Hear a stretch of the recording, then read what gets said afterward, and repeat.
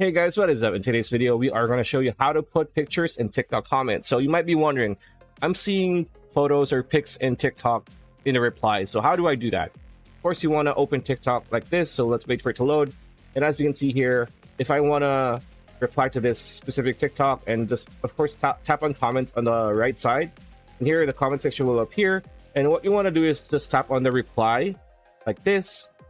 And here, you're going to see your reply. You're going to see emojis. You're going to see your text box, but on the left of the text box is an icon for a camera, a red icon for a camera. Now, what you want to do is tap on that, and it's going to open your camera. So as you can see here, we have our camera on. What you want to do is just tap on photo.